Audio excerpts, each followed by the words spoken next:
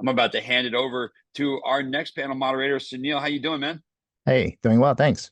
Great to see you. Great to see you. You are joined today by quite an all-star crew. We are just going strong from bookend to bookend in today's session. I don't want to take up too much time because I know everyone's looking forward to this as much as they are every other session today. So, Sounil, I'm going to hand over to you, let you run the panel. But Sounil, Vijay, Jason, and Matt, thank you all for being here today.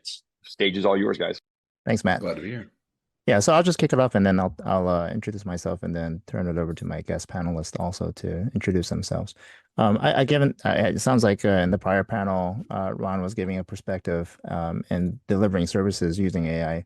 What we're going to talk about here is to talk about how we as defenders can use AI, and no better group to talk to than those who are actually on the front lines at the frontier model companies who are encountering challenges that I'm sure many of our government colleagues here are facing with respect to advanced threats. And again, who better than this group who are going to talk about how they drink their own champagne in terms of how they leverage their own technologies for cyber defense. So so I'm Sounil Yu, and I'm the self-proclaimed Chief AI Safety Officer at Gnostic, which is focused on building out identity and access management controls for large language models. And I used to be the chief scientist at Bank of America. Let me turn it over to Jason to introduce himself, and I'll go around the table. Hi, I'm Jason Clinton. I'm the CISO at Anthropic. Before that, I did 12 years at Google, and glad to be here. How about you, Matt? Hey, my name is Matt Knight. I'm the head of security at OpenAI. So I work on security engineering, IT, privacy, research, things like that. One of the privileges that I enjoy in doing this role at this company is getting to use AI for cyber defense to improve our own security and operations, and excited to discuss with you all today. So thanks for having me. Thanks, Matt. And then over to you, Vijay. Hey, I'm Vijay Bolina, and I am the CISO and head of cybersecurity research over at Google DeepMind. Thank you for having us, and looking forward to the conversation. Okay, we'll actually start, Vijay, with you in terms of some of the recent things have been discussed in the community around the use of large language models for vulnerability discovery. I think this is what many of us are both anticipating and potentially dreading. Back in April, we had Meta release a paper evaluating the ability of LLMs to do vulnerability research, and the results were, frankly, kind of poor. But then Google Project Zero followed up in June with their nap time project, and it demonstrated a remarkable 20 times improvement. Then we saw David Eitel come up with some additional improvements through some additional frameworks he's put forth. So it seems like the progress here is rapidly increasing. Now, each of your companies has a safety framework that also incorporates the concerns of these the ability for these LLMs to do these type of activities, to find and exploit vulnerabilities. So what do you think about these recent developments in vulnerability exploitation? And really, in particular, give me your perspectives in relation to your respective safety frameworks. Yeah, absolutely. And look, the work from Project Naptime is an ongoing collaboration with GDM and Project Zero, and something we're extremely excited about. And Google's been leading in software security and open source contributions for well over a decade, and AI-enabled defense is something that we're extremely passionate about all across Google, and especially at GDM. And one of the things that this research really highlighted was really expertise is all you need. It's something that we kind of say internally. And what do we mean by that? And it's like, well, how do you distill the expertise of a Project Zero researcher into a model, through careful, curated instruction tuning and highly custom and expert tooling? And we base the agent design on 5 principles. The first being prompt the model to be verbose and explain its responses. 2, enable the model to interact with the program's execution environment. 3, enable the model with specialized tooling such as debuggers, and you mentioned David Tell's follow-up, with backward slicing code search.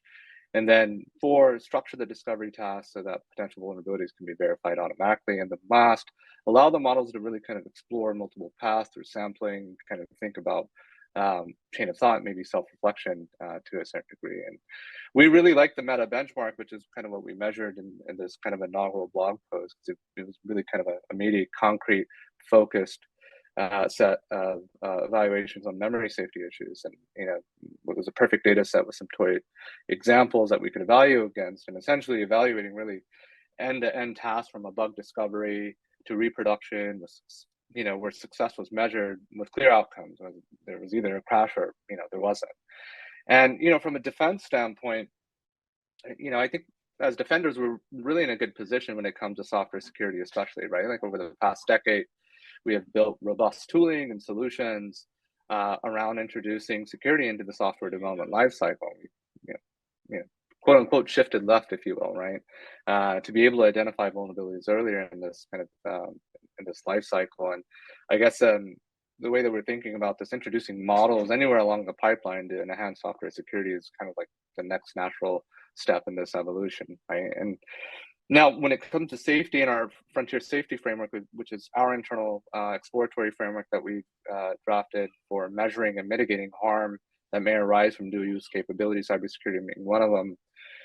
Our current assessment is that we still have some time before we can say that a baseline frontier model or at a level where it would tip to scale in the favor of the adversary, I think, right? And would continue to develop and enhance our benchmarks that we have internally, such that they're extremely difficult and can actually measure something that will meet the threshold or a critical capability level of something that can be considered dangerous, and something that we would need to think about from a mitigation standpoint.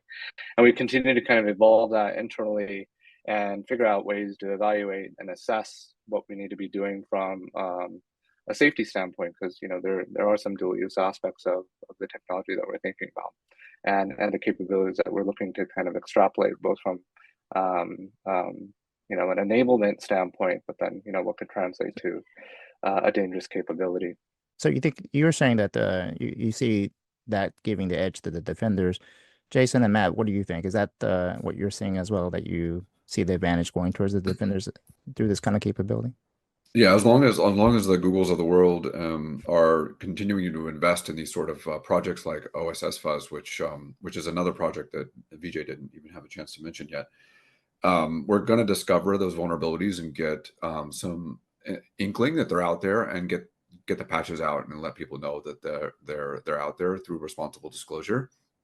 And I do have faith that the broader community will invest in the defense side of this more rapidly than the offensive side will. As you look at the capabilities expanding, all of the really bleeding edge research in this space is happening in the open and in a way that's being shared and discussed in a very transparent way. And that means that we can anticipate, the next 16 to 18 months are going to be really interesting as we see models get powerful enough to the point where they can discover these vulnerabilities in a way that is concerning. And Vijay mentioned Project Naptime at Google. That's an example of agent-driven work where you're having a model sort of like work with a concert of other AI models to discover the vulnerability. That is already here. This exists today, and the 20x improvements there. As we go forward, models are going to become more intelligent, and some of those sub-agent tasks can actually collapse into a single task. And so you're going to see more rapid and more immediate discovery of those as intelligence increases, which of course is going to happen, as our previous guests alluded to. On the point of agents, if I were to characterize 2023, I would say that was the year of LLMs, and 2024 and beyond is going to be the year of agents that run on LLMs. I had a chance, Matt, to see your team apply a lot of automation back during RSA when you had the open house, and I would wonder, to what degree should we put in certain guardrails around automated decision making, or allowing us to jump past the analysis stage? Most people here are familiar with the OODA loop: observe, orient, decide, act.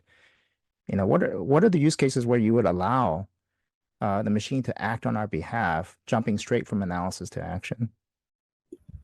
Yeah, I appreciate it. Sounil, if you don't mind, I'd love to just chime in on the last question, and then Sure, go ahead. I'd be happy to answer the first question. So just to build on what Vijay and Jason were saying, I'd love to decompose vulnerability discovery and vulnerability exploitation. I think that vulnerability discovery is a field where there's just like tons of opportunity for LLMs.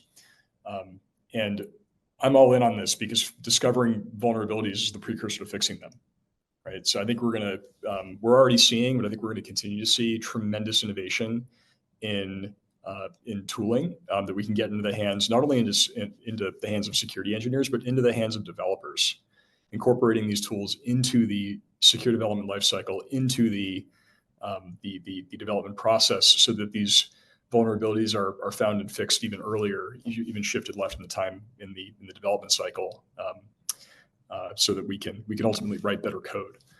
And I think there are certain classes of vulnerabilities that are not well served by conventional sort of static analysis tooling. And I think there's a lot of opportunity for LLMs to come and fill in some of those weaknesses with their ability to transact on context and sort of understand the context in which the vulnerabilities exist within software.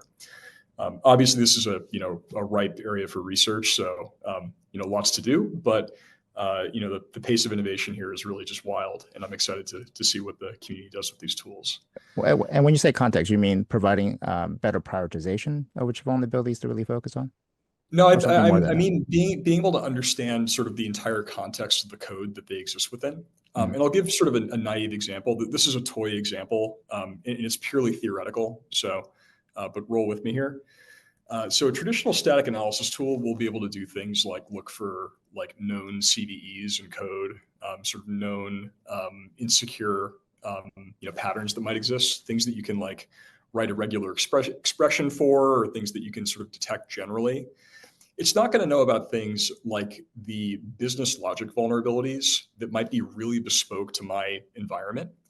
For example, maybe you have custom like cloud, like IAM, like authorization roles that you define for different, either developer or user service roles within your company or your environment. Your like vendored off the shelf SaaS tool isn't going to be able to understand the intricacies of when you use the correct versus the wrong role there for like an authorization check on an endpoint. That's the sort of thing that, like, when I look ahead, LLMs, I imagine, could provide some pretty differentiated capability there, with being able to ingest not only like the single line of code that is being evaluated, but also the entire code base, and also your developer documentation, and also the sort of policies and configurations that apply to the environment. Again, this is a theoretical example. A lot of work has to happen for something like this to be sort of productionized and to make a difference at scale. But I'm very excited for the opportunity. It's great to see so many developers, companies building on these tools, and I'm excited to see what they produce. I do want to get to your second question. I didn't mean to derail us. So sorry, Sounil. No problem. By the way, on the business logic side of it, I've thought that by the fact that we actually can express our business logic in the creation of code, in other words, using LLMs, we're telling them, hey, this is what I want to build, and it generates the code for us. We're effectively expressing business logic in some respects. And to be able to capture that and to be able to say, I'm actually adhering to the original intent of the business logic is an interesting dynamic that we can potentially take advantage of, in my view. But yeah, let's go back to the other question, which was when is it okay to automate? Like, when is it okay to have these agents start acting on our behalf? Are there guardrails that you guys have considered and put in place for these autonomous agents? The answer is definitely. And I'll start by acknowledging that LLMs may be general purpose tools, but that does not mean that they are universally applicable. There are certain workflows where they are well suited, and certain workflows where you shouldn't use them without sort of smart design and guardrails placed around them. So in terms of how we incorporate that into how we build security tooling around them, frankly, we only incorporate them in areas where there is basically like just all upside. Is sort of our principle that we keep in mind here as we're building these tools.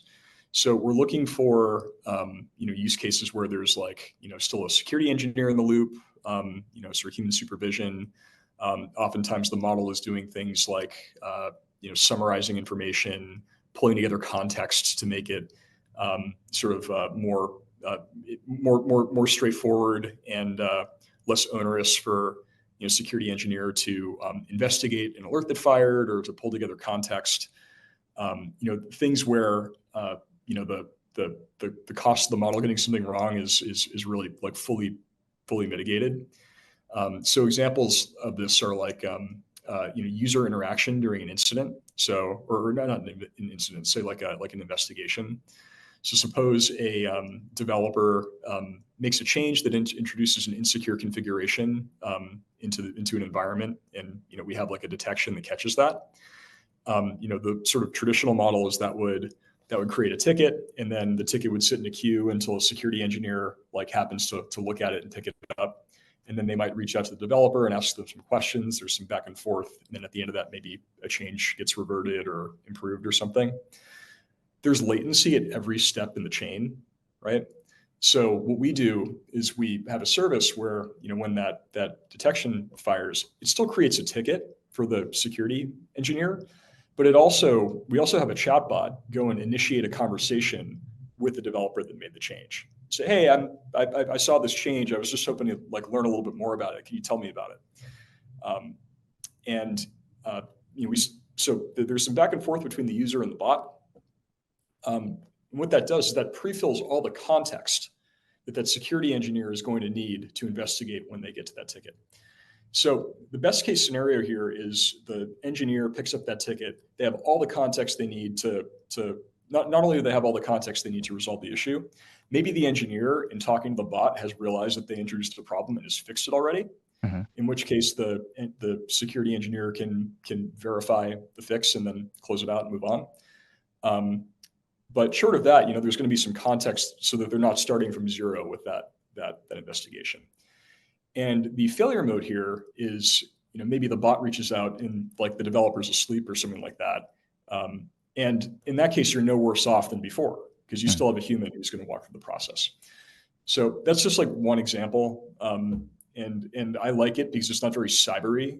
It's a pretty like boring example. And it's something that like I bet most security teams engage with is a lot of this sort of like, process automation where you have these like highly skilled experts like wasting time doing things like information gathering.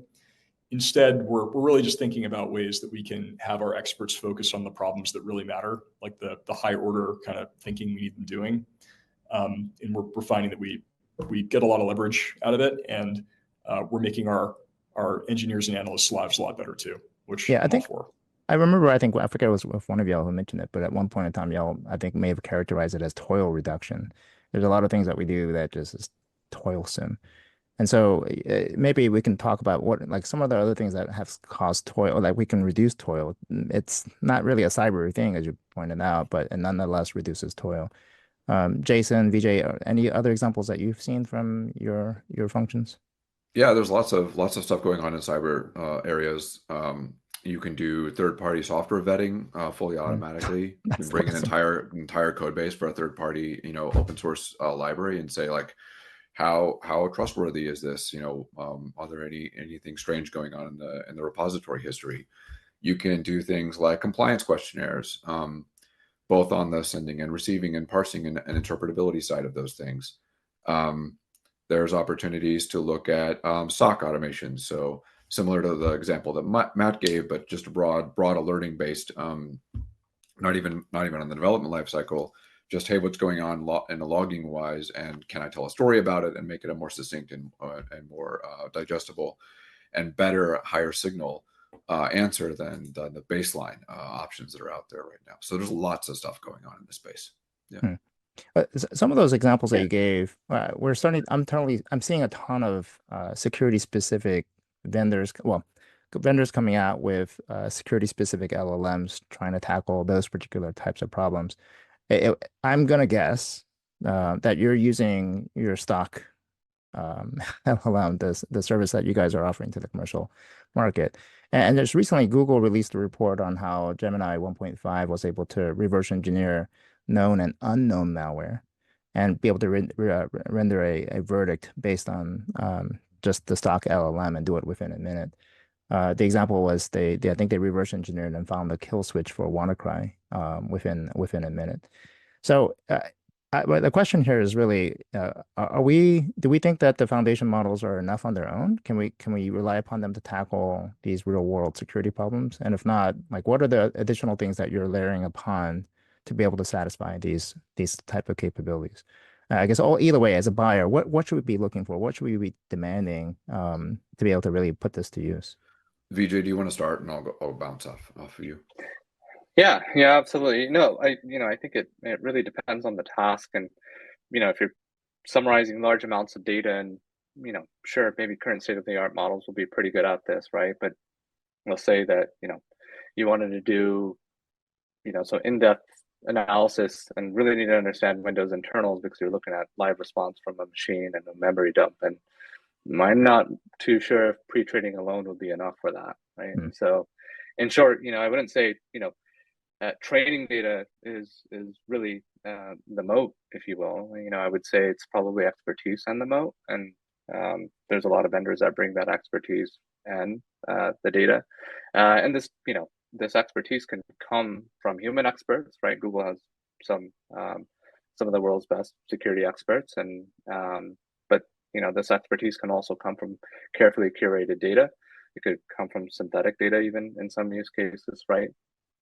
And I think it really kind of distills down to who has the expertise and the data and kind of the domain that you're interested in, right? And if you think about as a vendor like maybe CrowdStrike, right, and probably has the most useful set of interesting endpoint telemetry in the world, right? They probably already have a data model and an ontology that kind of represents what endpoint security actually looks like in a wide array of environments. And it's that unique data that would be quite useful to teach a model what is anomalous or what is good and what is bad when it comes to endpoint security. And so I do think that there's probably some vendors that are better positioned to kind of provide a domain specific or task specific set of capabilities when it comes to the models if they choose to develop them. And you mentioned the most recent blog post too, right? Working with VirusTotal, and we showed that Gemini 1.5 Flash was quite well positioned to understand both disassembled and decompiled code when it came to reverse engineering or doing binary analysis with very little quote unquote expertise at it. And this has kind of positioned us in pretty good ways when it comes to some of the quote unquote again expertise that we bring. But I think I think there's a lot of organizations that may be positioned pretty well when it comes to maybe specific tasks, and it's going to be interesting to kind of see what vendors do with this tech. Just to add on to that quickly, there's a couple of things that people listening to this call need to know, and I think Ron was talking about this before we jumped in. The world is going to dramatically change in the next 3 years in terms of the amount of intelligence that is available from frontier models. And one of the reasons that you might be interested in a vendor-specific capability is cost, not intelligence. So the extremely intelligent models will require a lot of energy, power, compute to run the full range of the human-esque performance on that particular task that they're good at.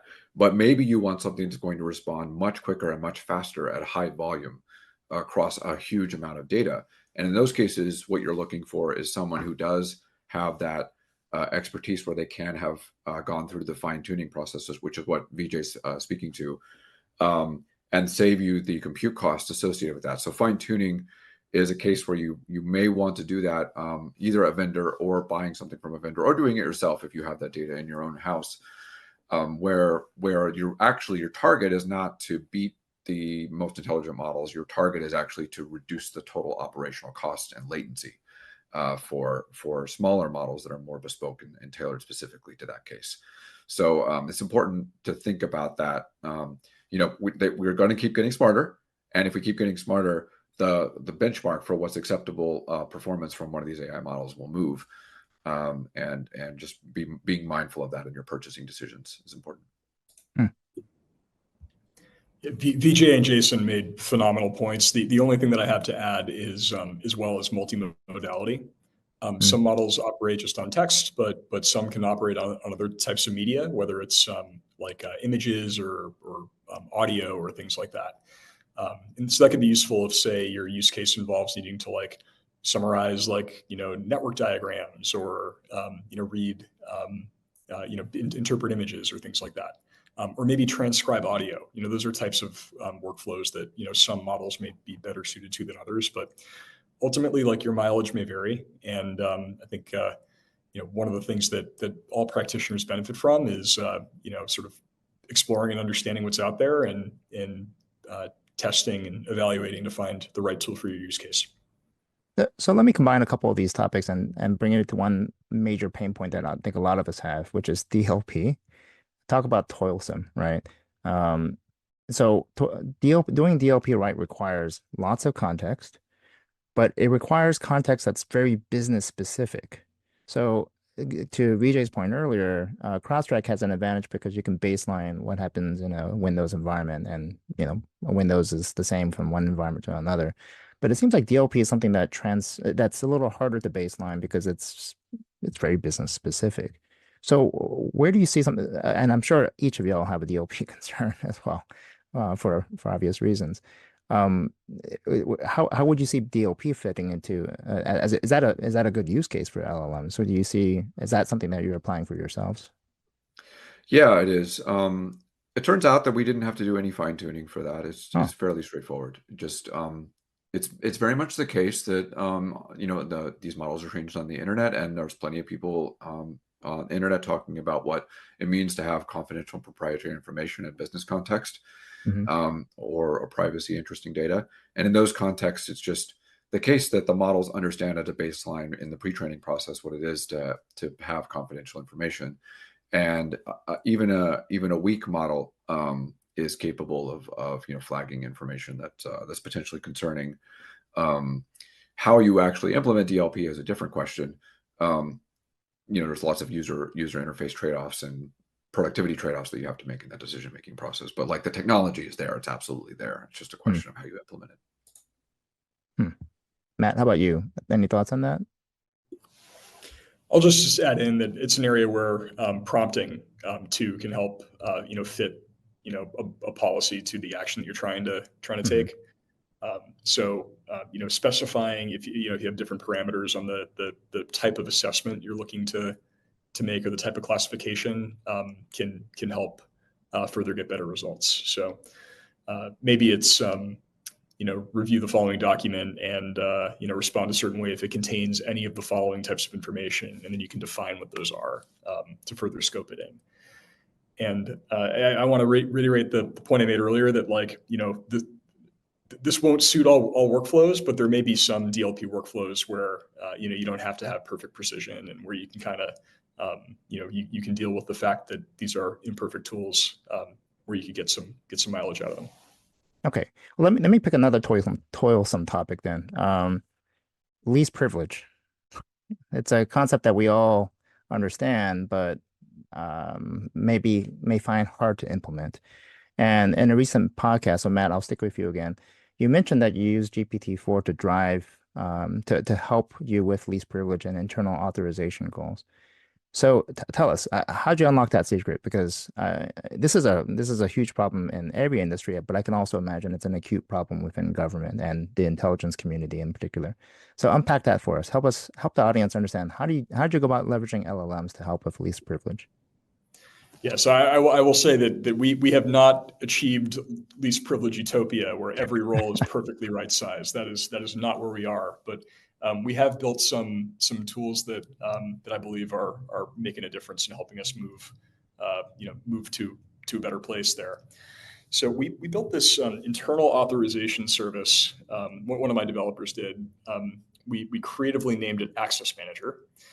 And Access Manager is it's basically a portal that you can go to and request access to different roles and resources. And depending on the policy that is defined for that specific role, it may require another factor of approval, or different sort of approval. So, maybe it goes to your manager, and your manager has to click the button. Maybe it goes to the owner of the resource. That person clicks the button, and you get access to the entitlement for some sort of time-bound grant.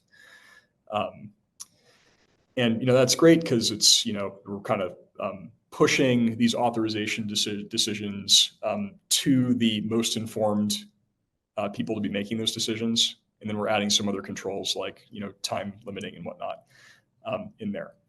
But, part of the challenge that exists within this workflow is resource discovery. Which role do I need to get me access to the thing that I'm looking for? And as a result, what can tend to happen is, if you're a developer and, it's late at night and you're trying to, you're on call, you get paged, you're trying to fix the thing. You're going to request there's a tendency to request like the big role that's going to get you access to the thing that is going to, let you kind of make the most changes. But that's not necessarily hygienic, because it means that you now there's now a larger than necessary amount of access that exists to make the change. So one of the things that one of my developers baked into Access Manager was using GPT-4 to help make suggestions about which role maps to the right resource in question, which is, I think, pretty cool, because we can drive these requests to the more right-sized resources there.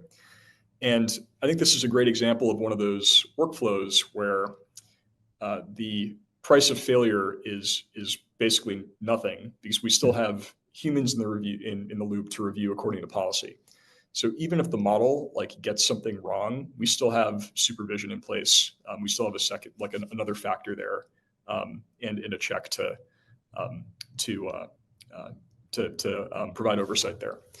So that's just one example.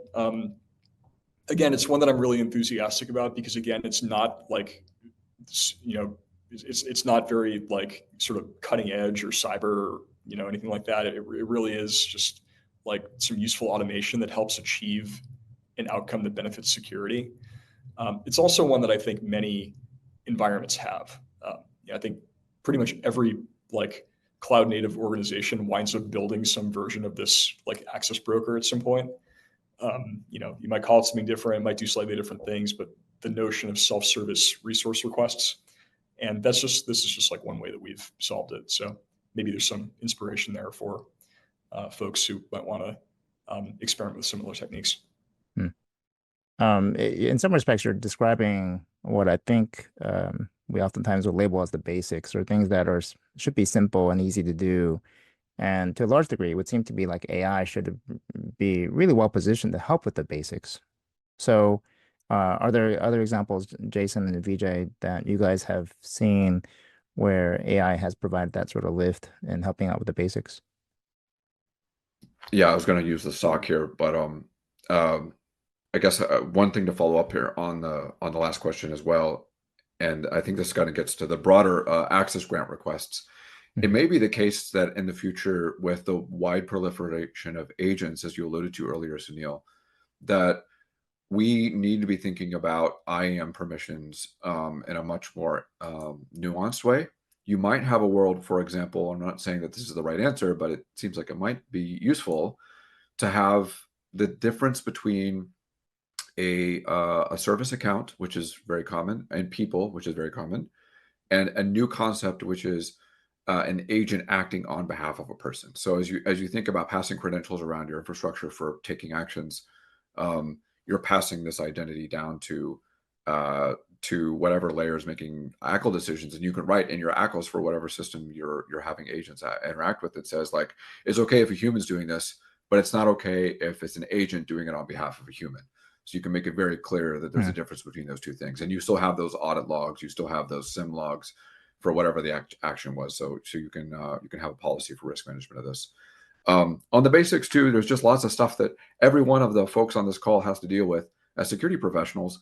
If you're writing a threat model, if you're writing a strategy, if you're writing a OKRs document update, gosh darn it, these models are really, really good at that. The top tier frontier models are extremely effective at writing all of the things that I just said. So highly encourage you to consider loading into the context window everything about your business and just asking the model, go write me these documents, and you get 80% of the way there with very little prompting already.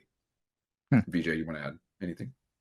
Yeah, I'm just smiling. I just there's a lot of utility in it from a day-to-day standpoint that you can leverage from LLMs. And I have the luxury of not having to worry about third-party risk management and having to do questions and questionnaires. But Google is a really interesting environment, right? We're almost close to 200,000 people.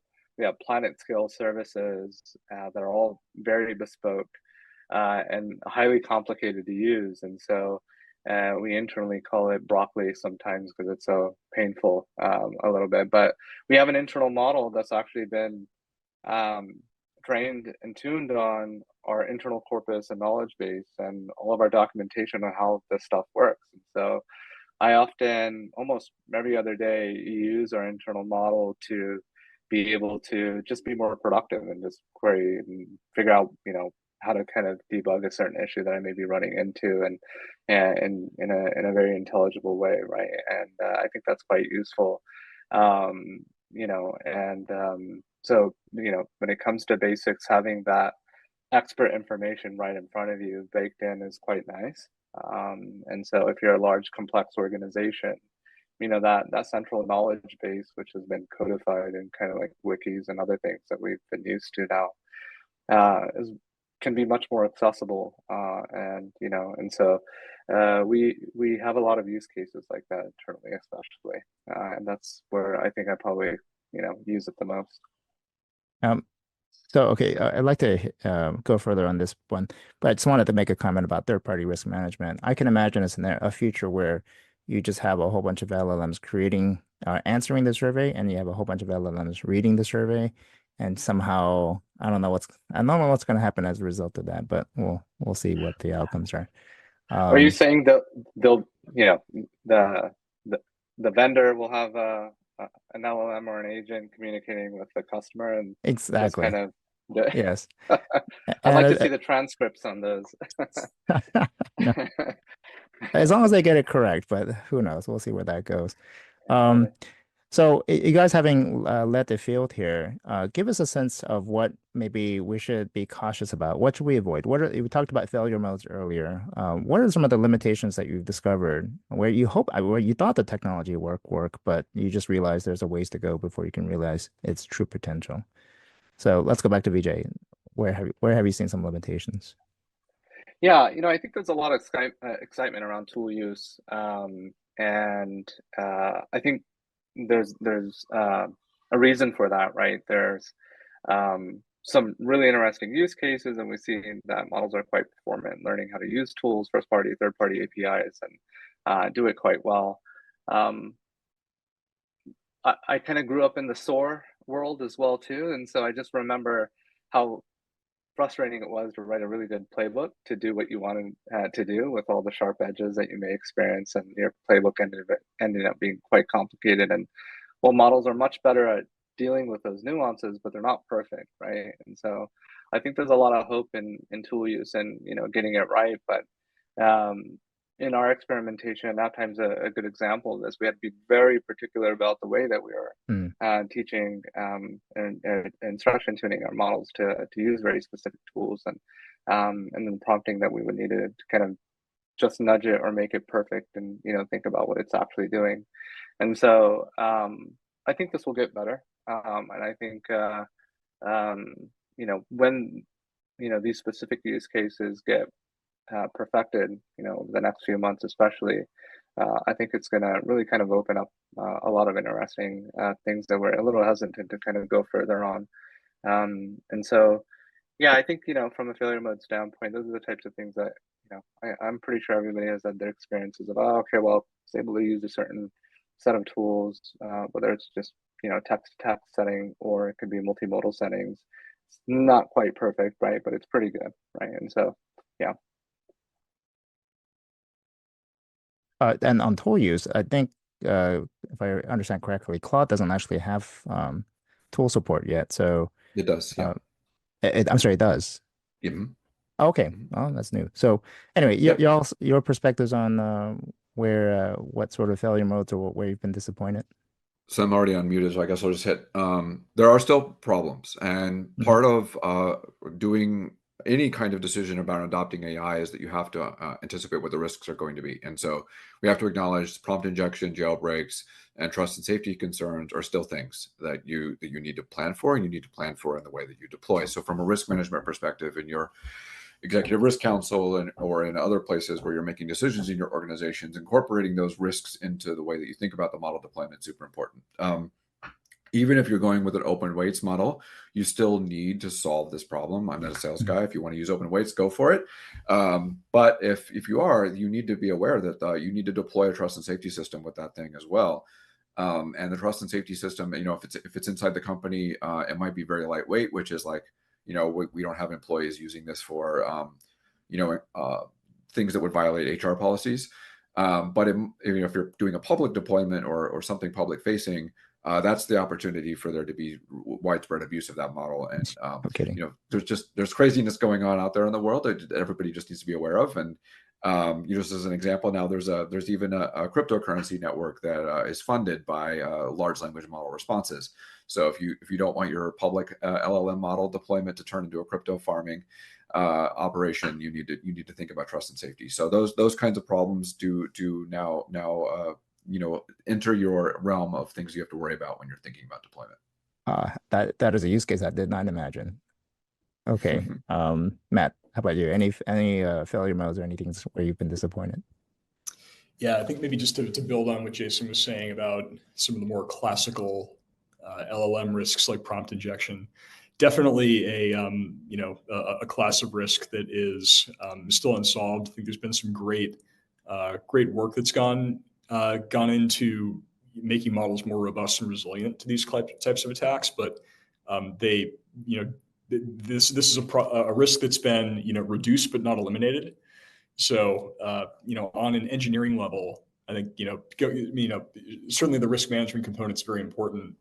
On an engineering level, I would recommend basically thinking defensively as you're implementing these tools. So if you're going to be using a tool in a scenario, don't actuate based on untrusted input and things like that, things that are kind of traditional security best practices, and constrain your inputs, kind of all those good cliches. It's not a cliche. I believe in that, but it's a basic. The basics. And then one other thing that I would reflect on is I think probably the third time I've said this in this call, so excuse me for being a broken record. These are general purpose tools, but they're not universally applicable. And I think a failure mode that people should be aware of is just trying to square peg round hole an LLM into a workflow that it's just not appropriate for. And I do expect that as models continue to improve, we're gonna see them get better, and more of these use cases will get unlocked. I think until you know that the tool is really fit for purpose and you've got a workflow that can accommodate it, those are the types of scenarios where I could see there being some risk. One of the ways I've tried to frame my expectations around LLMs is think of it as a really, really good English teacher.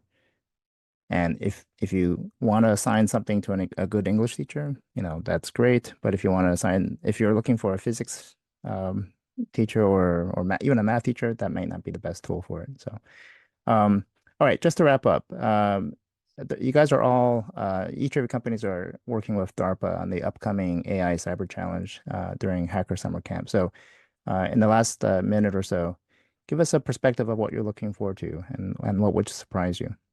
So let's start with Vijay. Yeah, Google's a big supporter of the AI Cyber Grand Challenge, and we've been helping out in so many different ways. I think one of the things that I'm really looking forward to is there's a lot of attention and focus on vulnerability identification, but patching is quite nuanced, right? And it's something that I'm really keen to see what folks are actually able to do in their cyber reasoning systems. It's a hard problem, so I'd be really surprised to see if someone made a significant amount of improvement, at least for semifinals here coming up in this competition. And yeah, so that's kind of what I'm looking forward to here. Okay. Matt, how about you? I'm really excited about this particular competition because I think it is exploring one of those domains that LLMs are not yet like great at. You know, we talked a little bit earlier about some of the research that's been done on applying LLMs to vulnerability discovery, but it's like by no means a solved problem. So I'm very excited about this because I think it is we're seeing both like sort of this like rapid pace of innovation of LLMs getting good, but this still being a use case that they're like not amazing at. So I think it's not like there's a lot of low hanging fruit to be picked here. I think there's going to be some exciting strategies taken, and I'm personally very excited about this because I really believe in this use case, and I'm excited to see what people come up with. All right. Last but not least, Jason, how about you? Thanks. Yeah, I'd say, the next 3 years are going to be a continuation of the rate of pace of change that we've been seeing so far. And so in that environment, the AI cyber challenge is like the thing I'm looking for, I'm really hoping for. And we'll find out here at DEF CON. I think we're going to be reviewing the results there and talk to the contestants. Are we creating tools that will scale with the intelligence of the models? So, if you're building for, what existed a year ago versus what's going to exist 3 years from now, everybody on this call needs to be skating to where the puck is going to be. And, if you're planning for the past, we're not going to be adaptive to the challenges that we're going to face in the future. So really looking for a really flexible, forward-looking solution from these